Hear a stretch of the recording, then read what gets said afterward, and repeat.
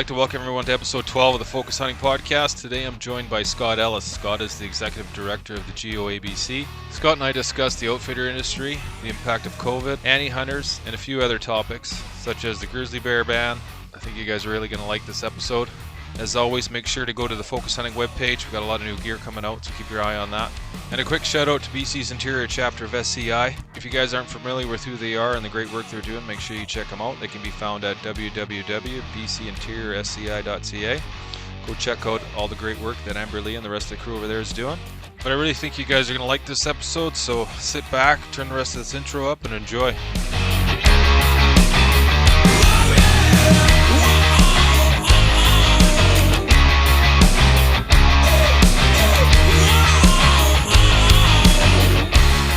I'd like to welcome everyone to the Focus Hunting Podcast. Today I'm joined by Scott Ellis. Scott, thanks for joining me today. Thanks, Kevin. Happy to be on. So, Scott, you work for the GOABC, but before we get into that, can you tell us a bit about your background? Yeah, you bet. And I guess before into my background, I shout out to who was on episode 11, Dave Ryder is an old friend of mine. So it's kind of funny how small the hunting community is when it gets to this kind of stuff. So yeah, I like Dave. He's a great guy. Yeah, I knew him for about 15 years. And then it's funny, I'm not a big fan of Facebook or Divorce Book or whatever you want to call it. Yeah. But yeah, he reached out to me on something. And so we started and reconnected. We kind of lost touch. So hopefully we'll get together for a coffee before Christmas. But yeah, awesome. Yeah, no, it's a small world for that. My story, grew up in Campbell River, was a fishing guide. My dad owned a fishing lodge, and so it was great. My family grew up there. My stepmom, my brothers, my sister, my dad, and we're always. It was just one of those things that, you fished, and that was what you did in the summertime, and was fortunate enough to be paid for it. Paid me to go through college, and fishing industry didn't end up so good. My dad, unfortunately, wasn't able to sell that business to me or anyone else in the family. He had to subdivide and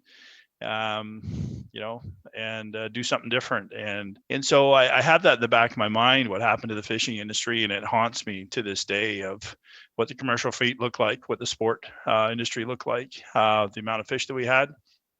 And if you want to know what gets me out of bed in the morning is fear, and it's a fear that the hunting industry is going to go that way. And in a lot of cases, we're seeing signs of that.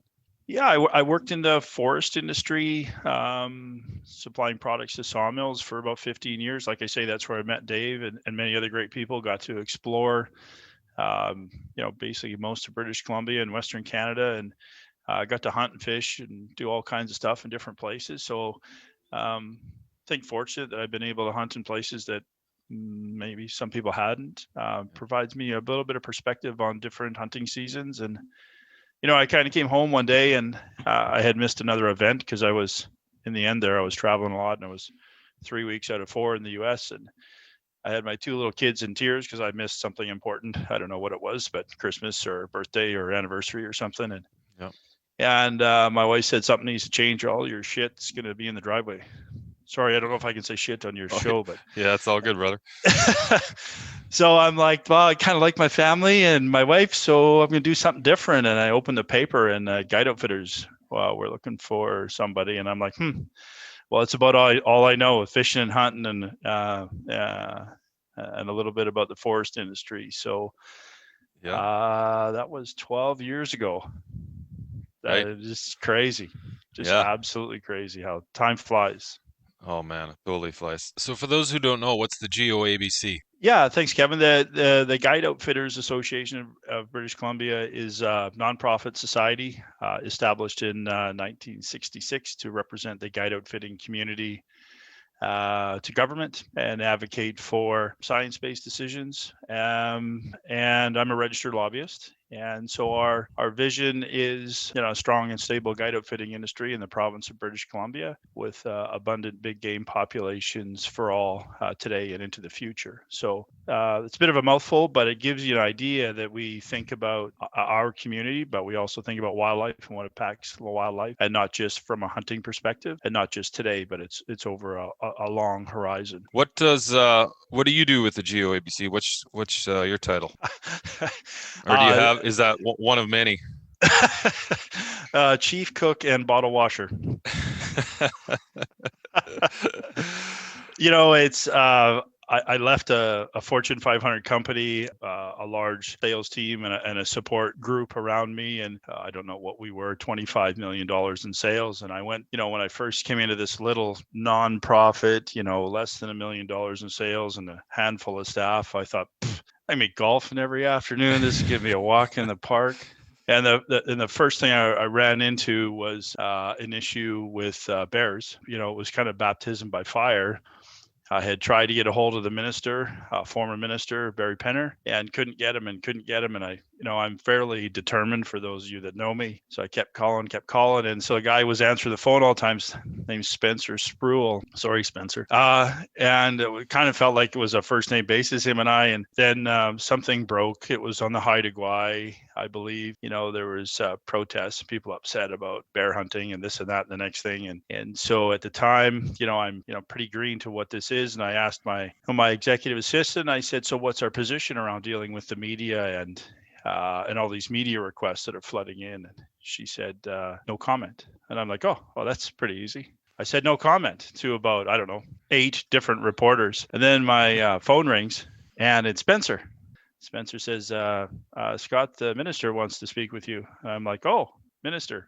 And he says, Scott, I'm hearing no comment coming out of your office. I said, yes, sir. Yes, minister. That's our official position. Not anymore. You've got 2 hours.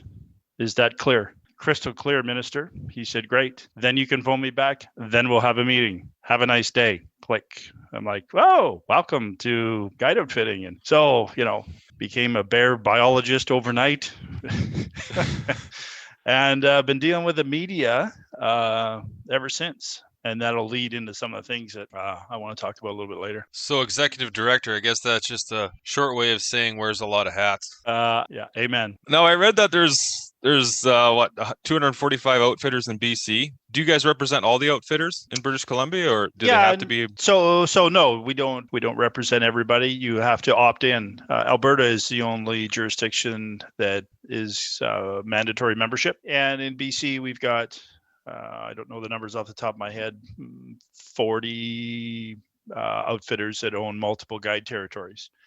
At one time, you're only allowed to own one, and as things has transpired, forced by economics and the allocation policy, outfitters have bought more guide areas, invested to get bigger, to get economies of scale, and so the guide area boundaries don't change. We're not making any more land, but people that want to stay in or buy in their neighbors are trying to get a little bigger. So we represent about 65-70% of the outfitters in the province. And we also have a strategic alliance, mostly around marketing, with the Yukon and the NWT. So the strategic alignment really has been beneficial as we work on, COVID issues, border issues, and do more federally than we've, done in the past decade. The outfitters that you represent, are those all hunting, or is that a combination of hunting and fishing outfitters? Yeah, so mostly hunting. Some offer both, and a growing number of angling guides as well, anywhere from the Fraser, those guys that guide for white sturgeon or salmon, obviously, and trout, and then all the way up through Terrace and Smithers for tributaries to the Skeena, for steelhead and others. But for sure, the majority would be hunting outfitters. So with the fishing and hunting, what are the nuances between the two? Like, I assume most of the issues that you deal with are hunting issues. What type of issues do you deal with in terms of the fishing outfitting? Is it the same, or? You'd be surprised. It's really, really similar. There's a lot of pressure on sturgeon, even though it's catch and release. There's a lot of work being done on sturgeon. Political pressure on sturgeon.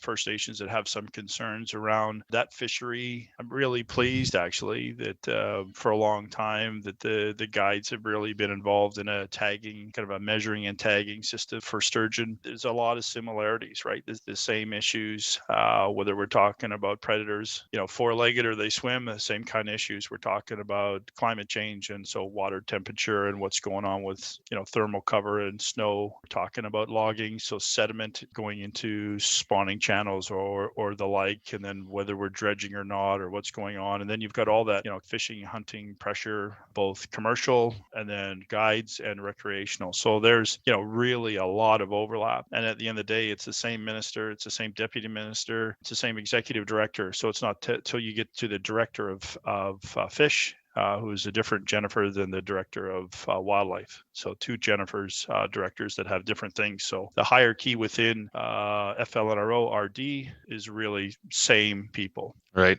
Now, I read that I think that the hunting and fishing outfitters, they contributed nearly $2.7 billion of the country's GDP. I think that was in 2017, and they supported over 37,000 jobs. BC, I think they created over 2,500 jobs and generated 191 million to the province's economy. Now, I know a lot of resident hunters have mixed feelings when it comes to the outfitter industry.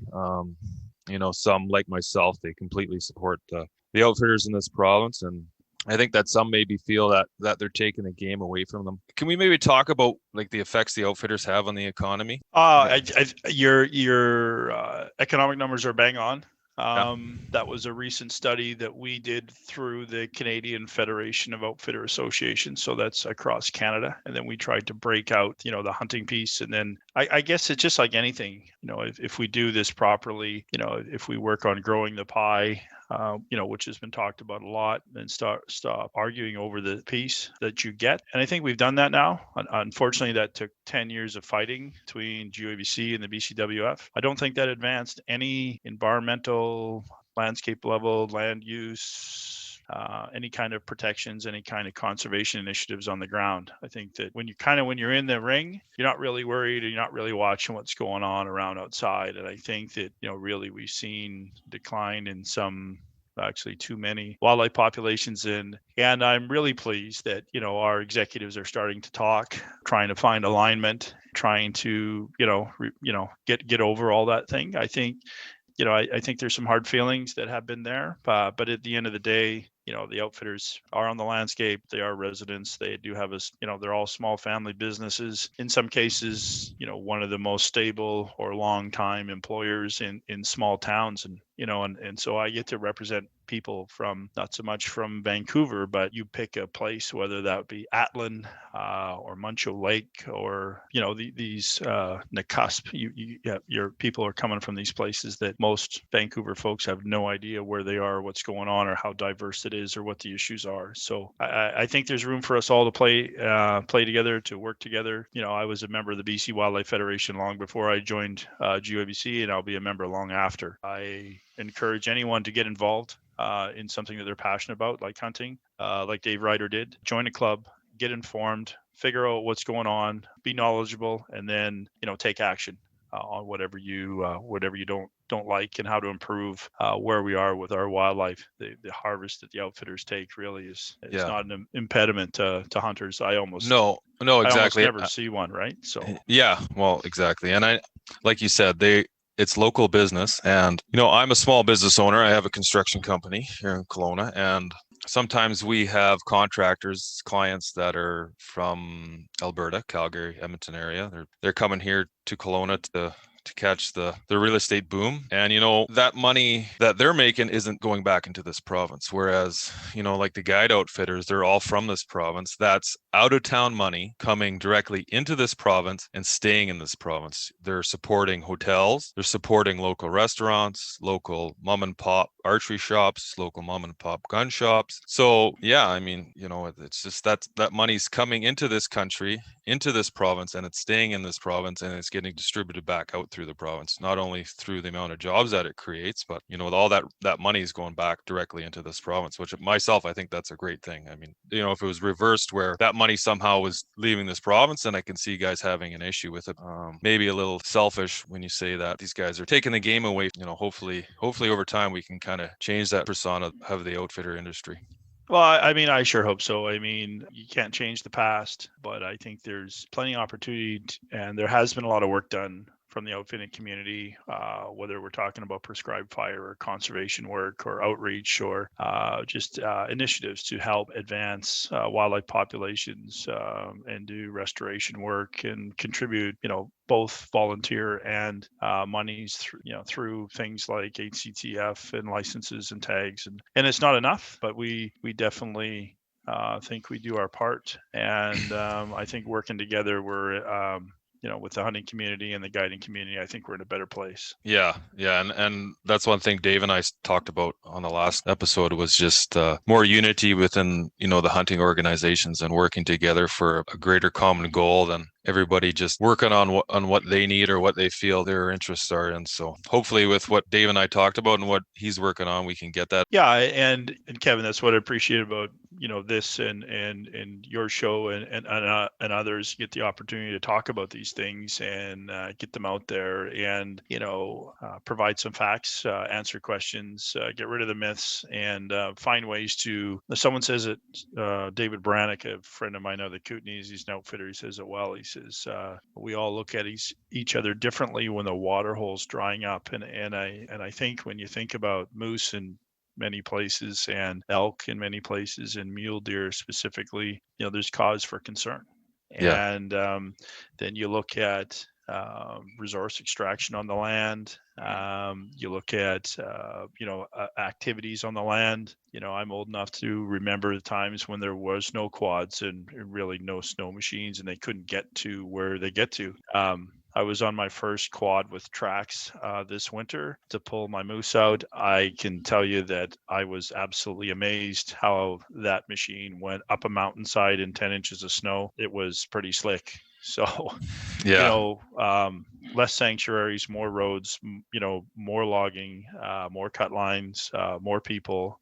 And I think that we need to look hard at, not only other sectors, but ours as to what we do and how we do it, and make decisions that put wildlife first. And if we start thinking about the wildlife and putting wildlife first, I think that over time, it'll be a much better place and there'll be abundant game for everybody. Yeah, well, exactly. I mean, all the issues that hunters are faced with, and the outfitters are faced with the exact same issue. So, I mean, if everybody works together and supports each other, if we all work to one common goal, we're going to get a lot more accomplished than we are with focusing on issues that might be somewhat trite when you think of the big picture. 100%, my friend, 100%. Moving on to a couple projects you guys have been working on. One in particular caught my eye, the Who Cares project. Can you tell me a bit about that? Yeah, you bet. Who cares? So back to funding. I love the name too, by the way. It makes you stop and read it because there's so much stuff out there. I mean, if you're Googling anything or if you're looking on Facebook, there's just so much stuff and you got to cycle through everything. So a name does a lot for it, and right away you stop. You're intrigued a little bit right away. Who cares? So well, good. Whoever came up with that, was that you that came up? Whoever came up with it, that was pretty creative. Thank you. We don't get all the credit. Where does this come from? To be honest, there was a conversation. Kyle and I, from Stetler from the Wild Sheep Society, yeah, and we were talking about exactly what you and I are talking about now. It's around the image of hunters, the role of hunting.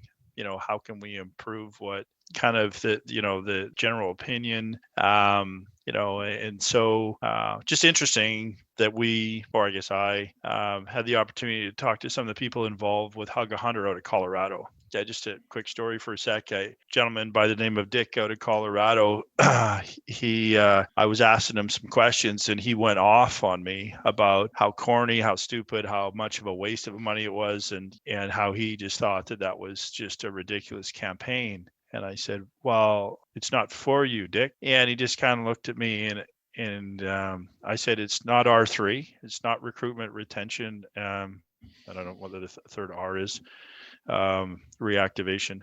It's not about that. It's not about converting anti-hunters into hunters. It's not. It's about talking to what they call the 70% in the middle that don't hunt, that typically live in Vancouver, that are concerned about wildlife. And if the only narrative they hear is hunters are bad and we're on global taking a bunch of shots, and it doesn't matter whether it's bears or anything else, and something's wounded, or that's their only exposure to hunters, that gets ingrained in these folks all the time. That's not a good place to be. So after a long conversation with Dick, and then I started thinking about it and talking to people about it, and Kyle and I started talking about what that might look like. And we originally wanted the BCWF, the Wild Sheep Society, and GOABC to do jointly, do it together, and do it with government. And we do definitely think that government has a role to play here, but government, wasn't that excited about it. And to be honest, the BCWF thought it was government's responsibility. So Kyle said, well, I think we're going to take a run at it. And I said, well, I think we're going to take a run at it. So the Wild Sheep Society came up with a program that you probably heard of called One Campfire. And I tip my hat to those guys. I mean, Yes. Well done. Very good program. And likewise, we wanted our own nuances around it, our own style. We hired a filming firm and PR firm, and started going down the path to understand what social media was. I am not an expert in that area. Started to try to put some imagery out there around community, conservation, and consumption, which are kind of core pillars around Who Cares. We landed on mostly 1 minute little vignettes, bite size. We're on Instagram, we're on Facebook, we're on YouTube, and if you haven't had a chance to check them out, check them out. And we hope they're not as corny as the Hug a Hunter, but if you want to check those out as well. And I don't know what the future will look like. This was a multi-year campaign that GOABC started, and it's been enormously successful. Also blessed to have one of my staff, Brenda.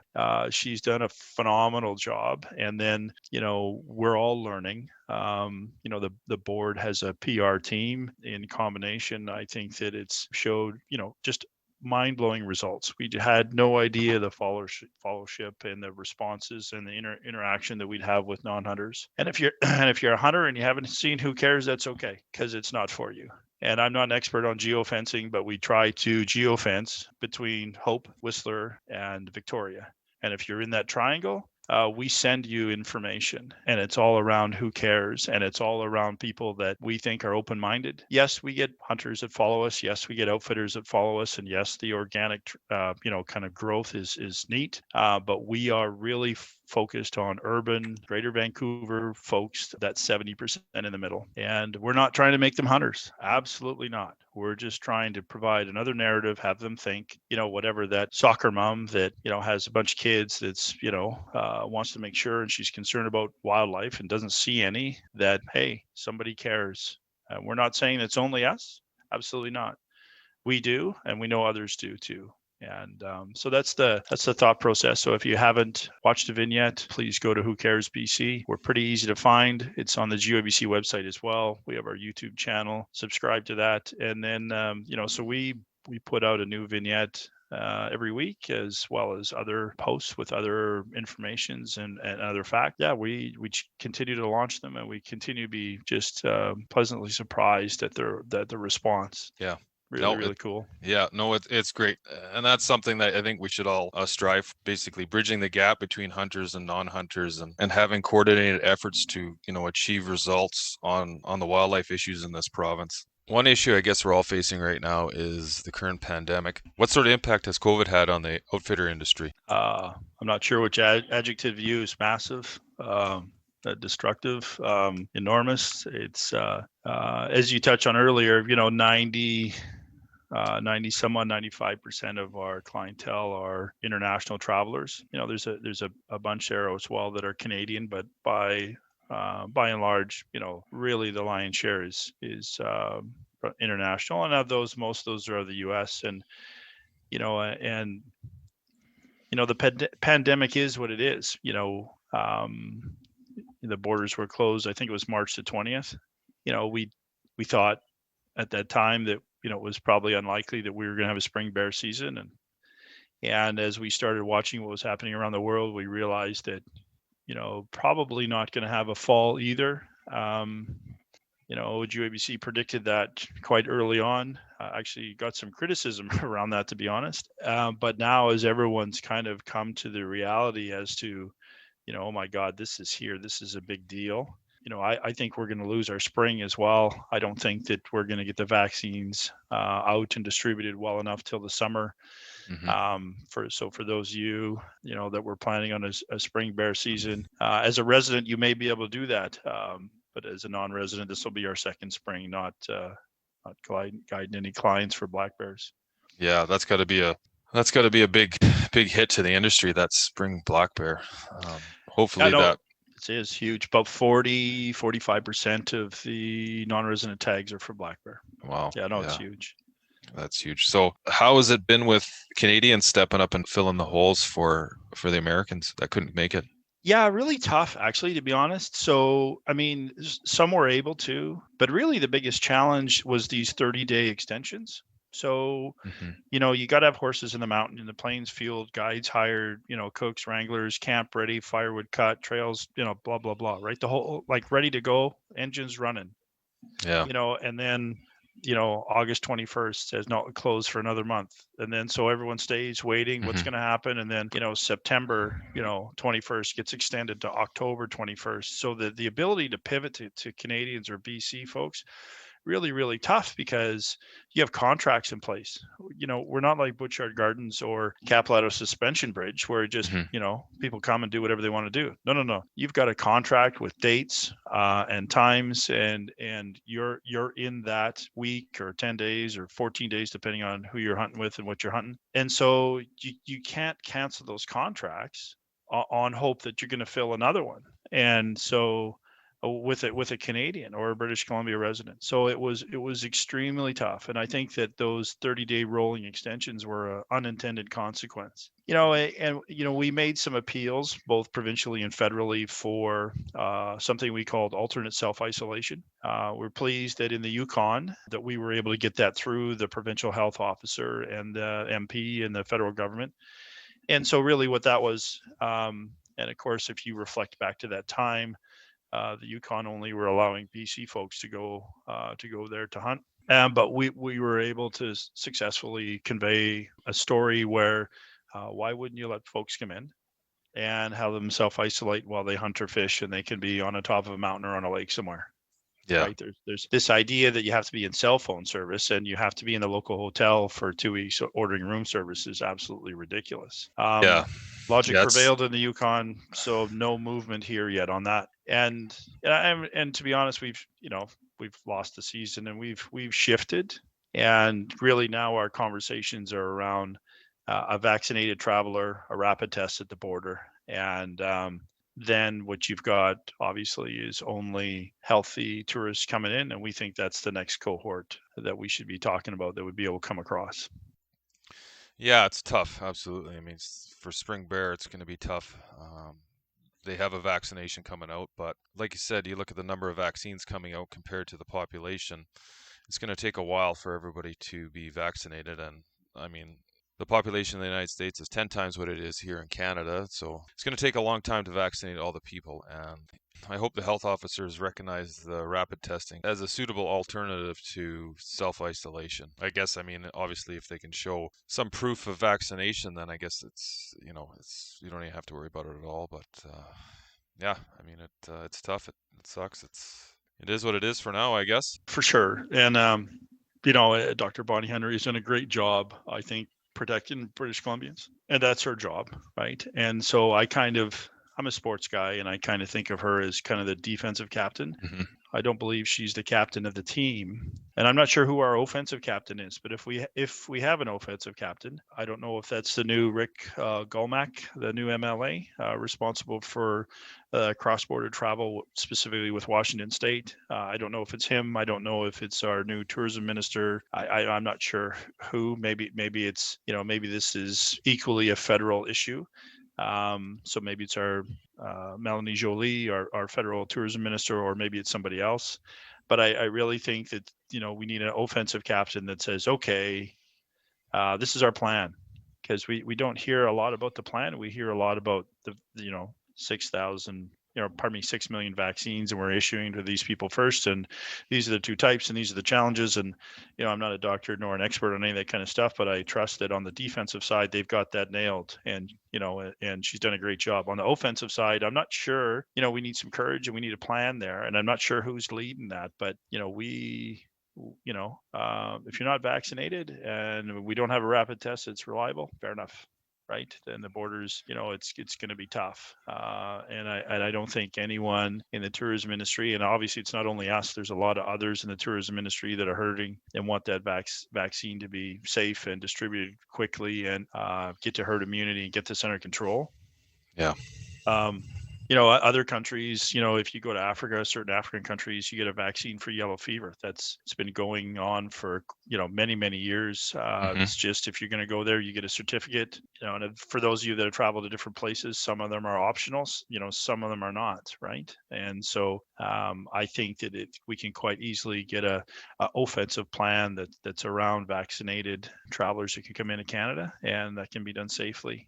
And if there's a reliable rapid test at the border, then that'd be just another layer of safety that I think that would make sure that all Canadians, right, are comfortable that, if they see a Washington plate, that he or she is safe to be here and vaccinated, and we're well on our way to getting through this pandemic. Yeah, for sure. I've often wondered, how is it dealing with elected officials when, sitting on the opposite side of the table, you represent a group or organization that profits from the death of animals? Are those officials flippant, and do they sequester to your concerns, or? Not really in government. No, what I mean? Most folks in government, if we're talking about, staff or bureaucrats, they, most of them have been there. They understand biology. They understand their role of public service, and typically take a very open mind. So I really don't see that.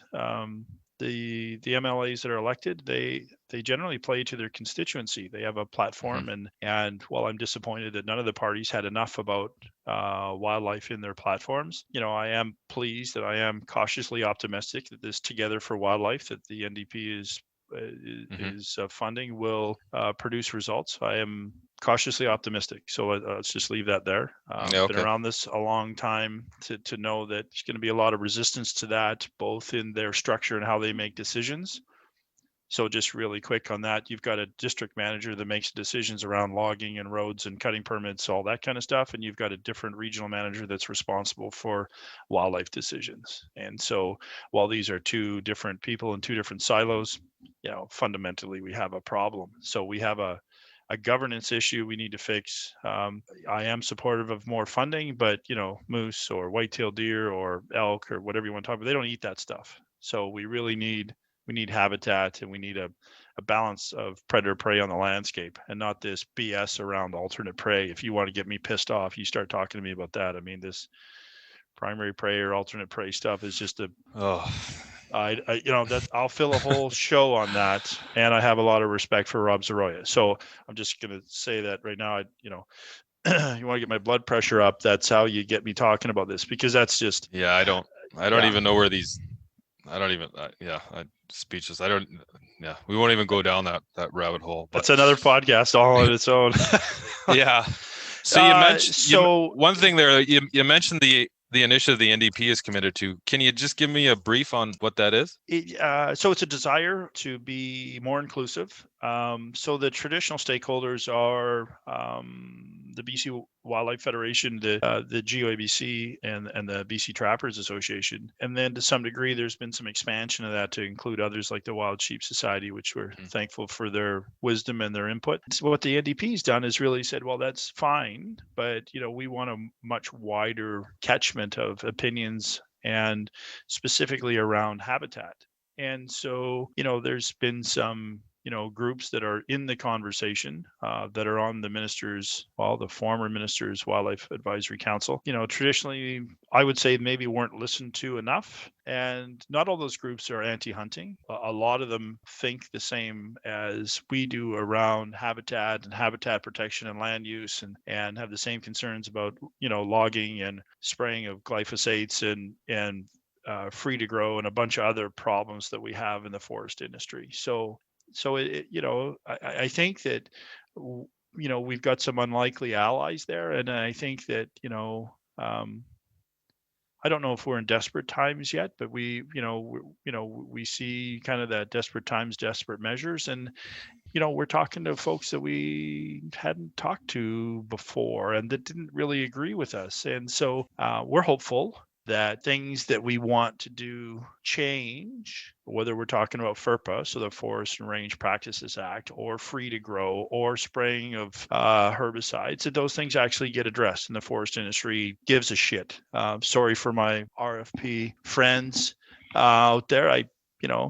I'm not a big fan of professional reliance, and I think that, quite honestly, under the auspices of pine beetle, that what's happened in this province is nothing short of disgusting. So, and when you make such large clear cuts, you change the temperature, you change the quality of the forage, you get more forest fires and more flooding.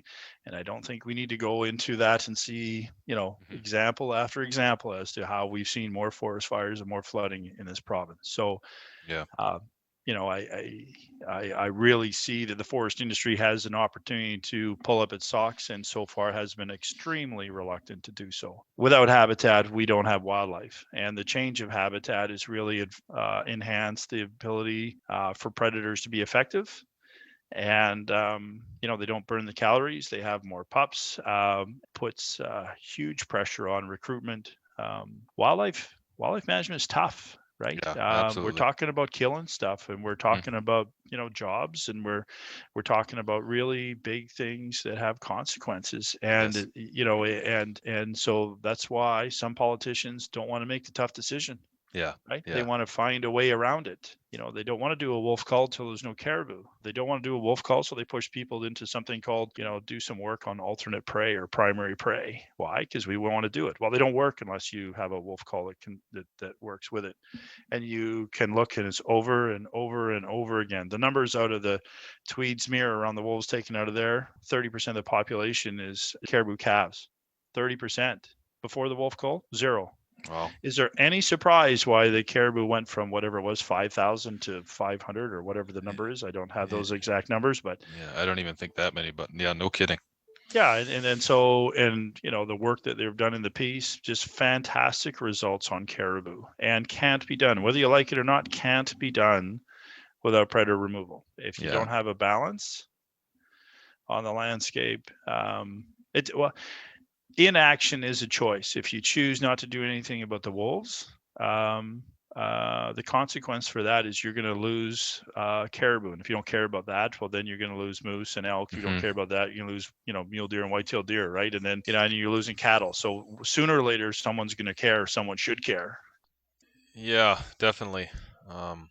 But thanks for touching on that. That definitely clears it up for me and anybody else listening. I know I probably would have had a few questions about that, so thanks for clarifying that. But yeah, when it comes to the management of predators in this province, I definitely feel that the province is taking a reactive rather than a proactive approach. I feel, I get it. It's a tough topic, and I feel are kind of spineless when it comes to this issue, and I kind of feel that they just, they're avoiding the issue altogether, afraid from backlash from opposing parties. So, but hopefully that will change. And again, it's with everybody banding together and making their voice heard. And it's something I wish I would have got involved with maybe a little earlier in life. It's only been in about the last 5 years that I got involved with the issues in this province, and I kind of growing up in this province, I always just took it for granted. It was always there. I mean, time I could walk, I was fishing. So, but yeah, the state of our wildlife and in this province is definitely in trouble. And I don't know how we got here.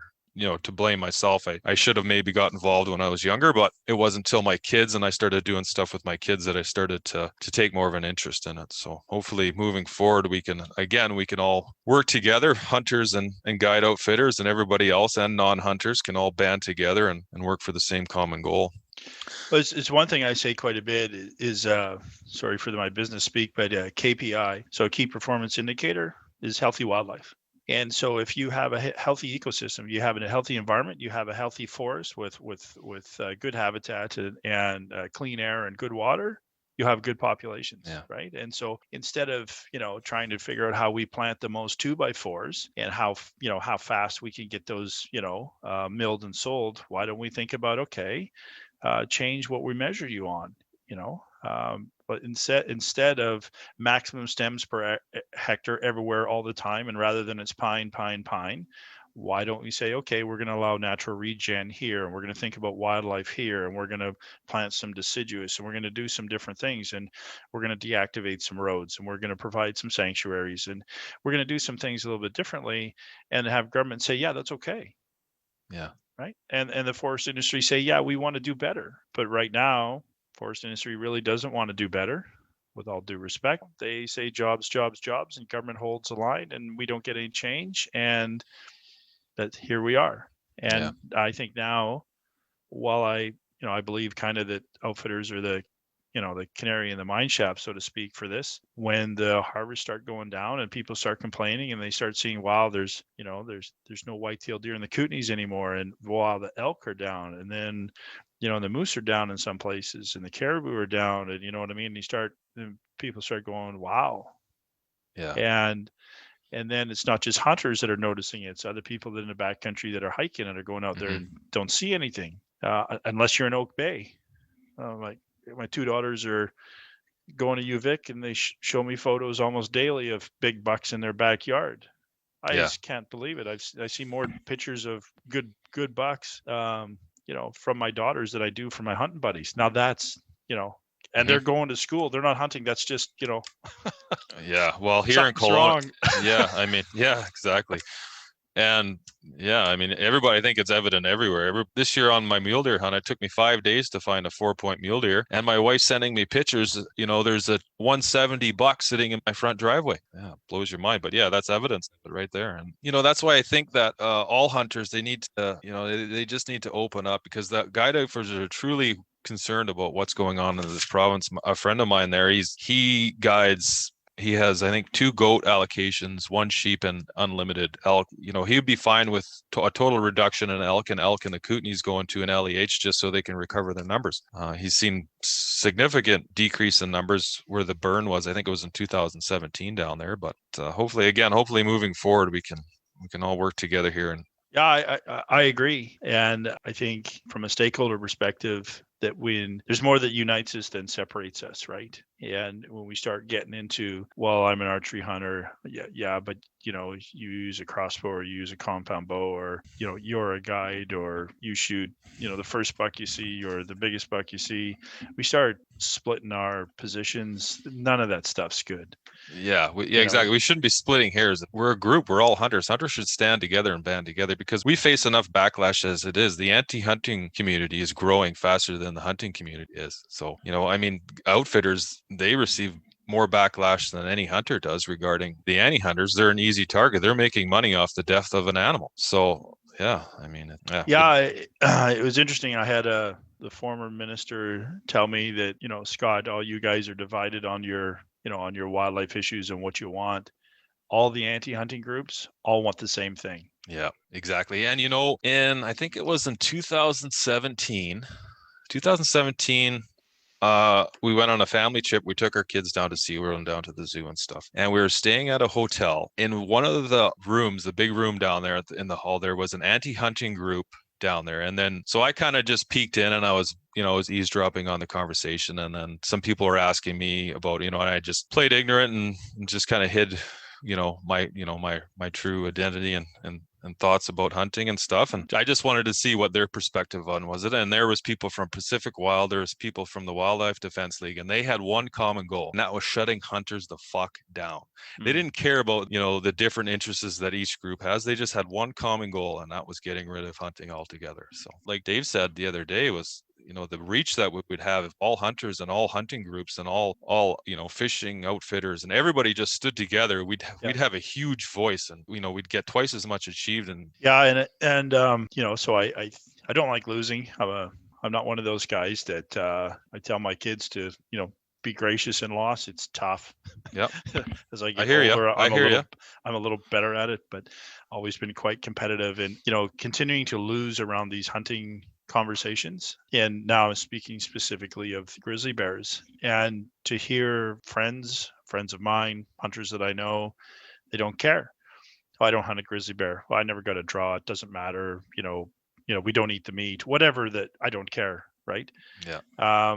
And the anti-hunting groups, they didn't miss a beat. You know what I mean? It's like, okay, thanks for that. And we, continue on. And now we're going to go after whatever we think's the next lowest hanging fruit, right? So they went after hunting with hounds. They went after cats. They went after wolves, specifically in the Great Bear Rainforest, right? They're they're doing their relentless. fundraising. Yeah. They're not stopping. And No, so right. So you used to say, well, maybe I don't use hounds or I don't care to hunt predators or I don't hunt bears. And I'm like, okay, so just they're going to keep coming. So when does it affect you? Right. Well, so exactly. Grizzly bears, Yeah. no. Yeah. Black bears, no. Okay. Wolves, no. Okay. A moose. Sheep. When do you lose a species that's important to you? And so, really pleased that one of our members basically put a stake in the ground and said, "Not on my watch." So Ron Fleming, has started a class action, and he just says, "Not on my watch." And we are very supportive of that. And that's awesome. And even to be honest, even in the outfitting community, only 50% of us have grizzly bear quota, and the other 50% are, are we sure? Like this is the hill to die on, and I can assure you, we will be. Yeah. And so we are thankful. Some of the SCI chapters in BC have provided support to Ron and his case, and that's fantastic. And I think that whether you're a grizzly bear hunter or not, you should be appalled at the decision. Anytime that we're electing public officials to make bad decisions based on emotion without any science. To be honest, I actually quite like the premier. I think he's actually a pretty good guy, but I still think he made a bad decision. Yeah, well, I don't believe that the anti-hunters groups really give a shit about the grizzly bear. I mean, they hate hunting, bottom line. Yeah, I mean, it started with the grizzly bear, and then it went to training hounds for cougar hunting and the Kootenays that got shut down. And yeah, it's just one hurdle after another, and that's all they see. They just have goals set, and they don't stop. And yeah, I mean, it was interesting. One of the debates that we had here internally was whether or not we should pull the meat out of grizzly bears like it should be with any other species. Yeah. Huge debate. And is it edible? Absolutely. Yes, it is. Does it carry trichinosis? Yeah, it does. Black bears as well. And so does pork. So as long as you cook it to 160 degrees C, then you kill the worm and you're good to go. But there was a lot of conversations around that. Me personally, I think that if we were taking the meat out 3-4 years ago, so 3-4 years prior to 2017, I don't think it would have the same sting for those in Greater Vancouver. And I think we'd be still hunting bears. I mean, you could argue with me on that one, but Mark Duda is a great researcher, has done phenomenal work and study after study. And from everything that we can see, it's exactly the same in British Columbia and Canada as it is in the US around acceptance of hunting and the different types of hunting. And whatever your definition of trophy hunting is, that is the lowest accepted, and then you go from there. And if you're hunting for food, it's the highest accepted. So I've had grizzly bear meat before. It was fantastic.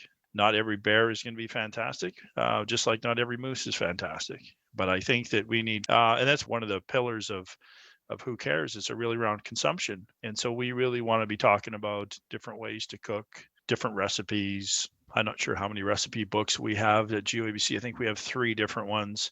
In our hunting magazine, we put out a column with Tammy at Saucy Outdoors, and she does a piece on, her experiences and her recipes. And I think that that's really important. I think that I heard it from Pacific Wild and others right out of the gate that you know what I mean, because they took the same approach. You don't eat grizzly bear meat. Then they just said, well, you don't eat black bear meat, and there was a huge resistance to that. Yeah, and I think it kind of stopped it right there in its tracks. Yeah, and so I think that people should be as eager to show your whatever you want to call your trophy shot. You should also be showing your table fare, and if you do that, I think that and I think will help. Yeah, and I think that's changed a lot. You do see a lot of people now putting on social media the dinner they cooked and how good it is, and there's a lot more talk about knowing where your food comes from and all that stuff. So I think that's a great approach to it as well. So Yeah, we get some great champions. We can look at Dylan at Eat Wild is one. Yep. There's a couple out of the U.S. that are great as well. Talk about it. What I tell Yeah. people, you don't want to sit if you're an annie hunter. You you don't want to Yeah. sit beside me in the plane. Let me tell you. Because I've got you right, Yeah. and you're gonna hear it right, and I start with opening a hunting magazine, and I would encourage everybody to talk about Yes. hunting, right? Talk about who you take hunting, talk about Hmm. the skills you have, the experience. I mean, some of the best experiences with my dad, with my brothers are on hunting trips, Absolutely. Yep. and I think that if there's anything that, hunters take away from this is it's okay. Yep. Talk about hunting. Exactly. Yeah. Don't be ashamed of it. Don't try to avoid it. Avoid the conversation. Be honest about what you do and what you love to do, and share it with other people. And then hopefully, if they're impartial to hunting, maybe they'll change their perspective on it. But it starts with a conversation. It Yeah. starts from everybody talking together, all hunters and all outdoor people, fishermen, everybody, hikers, all talking together and working together. And just like you said, it just starts with a conversation. Yeah, to tell your story. You don't have to have the facts about grizzly bear ecology or reproductive rates or any of that kind of stuff. Tell your story. I hunt with my daughter, son, father. We go here. It's a great experience. We've been doing it for X number of years, and talk about the camaraderie, talk about why you love to do it. Yeah. And Yeah. they may not Exactly. agree, but at least they're going to go, huh, he cares, she cares. Yeah. They're concerned about wildlife. And I think that if you get people to say, huh, and just pause just for a sec, before they say, stop the grizzly bear hunt or stop trophy hunting, whatever that is, stop this, stop Yeah. that. No. Just like, it's, hey, you know what? I met a guy, met a lady, they hunted, and, they eat all the meat and Yeah. seem to be pretty conscious and, pretty solid person. And if you Yeah. can get hunters to Exactly. be seen as, caring about what they take, I think that's a game changer. Yeah, absolutely. 100%. The best hunts I've ever had have been with my dad and my kids. I mean, like this year alone, I think I had 7 tags I punched. And, when I hunt for myself, again, I'm a very competitive person, and my hunts are misery. But yeah, I mean, the most memories I have is even as a child for myself, and I'm sure my dad and my mom will tell you the same thing, that of us kids when we were outdoors, we were fishing and hunting and stuff like that. Even with my brothers, pretty much all my memories are sitting on the docks fishing and spending time with my brothers. I don't. Yeah, and I think that, I'm not sure who did it. There was I don't know if it came out of Pennsylvania first or somewhere else, about the true sportsman or the evolution of a hunter. And I'm not trying to say that one stage of a hunter is better than another, but I've many times told stories about the 5 stages of hunter development. Fortunate that I got, a family that, that we all hunt, and we're all in different stages. So I talk about that shooting stage, how my youngest brother was most concerned about, how big of a pile of empty shells did he have, right? That was his measure that he had a good trip.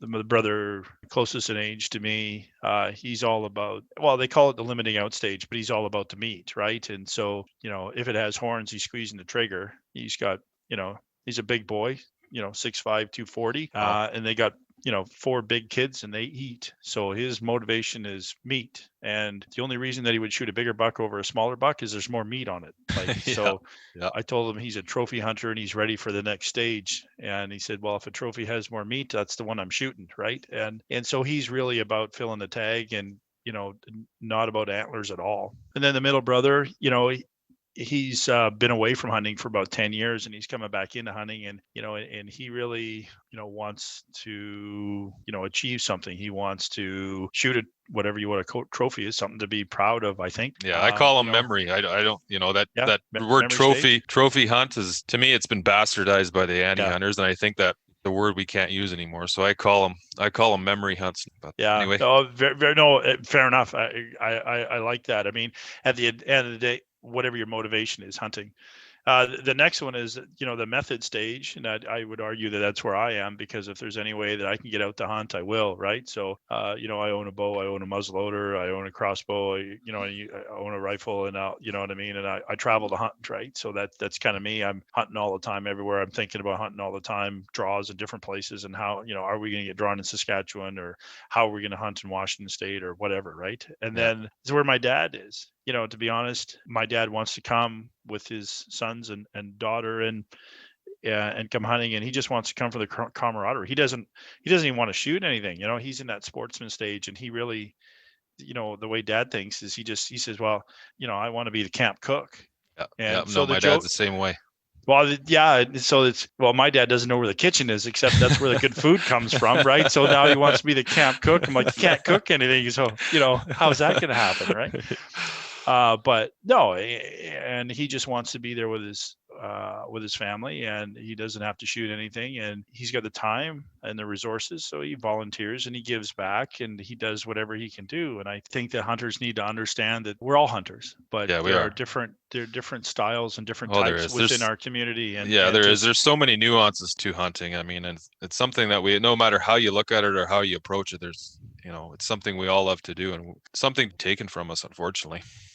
When you look at the U.S. election, when you look at the Canadian elections, when you look at the British Columbia elections, they're really, they changed the phone numbers now. I used to say it really was a 250-604 disconnect, but there really is a rural-urban, kind of difference of opinion, who's connected to wildlife. I think people are concerned. I'm not saying that people that live in Vancouver or Greater Victoria don't love wildlife or are concerned about wildlife. They absolutely do. They just might not, see all that rural communities see. I think that as there's more and more people moving to cities, the rural communities need to be smarter in how we communicate and how we message out. Agree. And I think that in a time when people talk about where your food comes from, and they're worried about food security and the wild harvest and of the best meat on the planet, I think that, science is on our side. I think that we've got a lot of things on our side, but we have to be real with, we kill shit. Yep. And some people don't like that. Some people are okay with it, and then they'll talk about it. But if you're taking a life, that's a big deal. Not everyone can do that. Yeah, absolutely. Yeah, you're absolutely right. I'm going to let you go here pretty soon, but moving forward in 2021, how do you see, what's the recovery for the outfitter industry look like? I believe that the international traveler will travel. I believe that there's pent-up demand. Me, myself, right? I mean, so what are we doing over Christmas? We canceled it. We're going nowhere. My kids are coming home from university, and they're going nowhere, right? And so, we're doing our best. And I think that, when I get the opportunity to fish and hunt, I'm gone. And so everything that we hear about from our clients, from friends of mine, everyone's keen to go, right? Yep. And so I don't see any problem with that. I think I see that, safe travelers should be allowed into Canada. I think that they will come back to Canada. I think we will have good programs. I'm hopeful that, we have a summer fall season, and the clients that come in are vaccinated. I would hope by then that most Canadians are vaccinated, and we have this pandemic under control, and then we can get back to talking about the things we need to talk about in the Together for Wildlife. We need we could focus on the main on the main issues. Well, hopefully the floodgates will open right up, and I'm hoping all the personal and small outfitters, they'll be able to weather the storm of this year and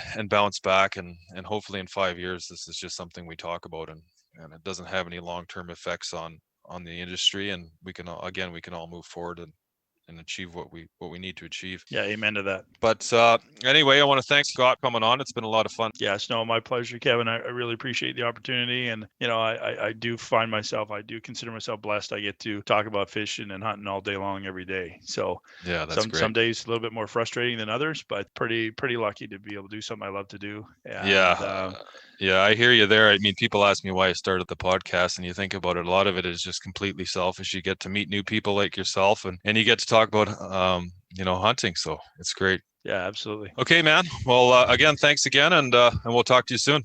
Yep, take care. Merry Christmas. You too. Bye.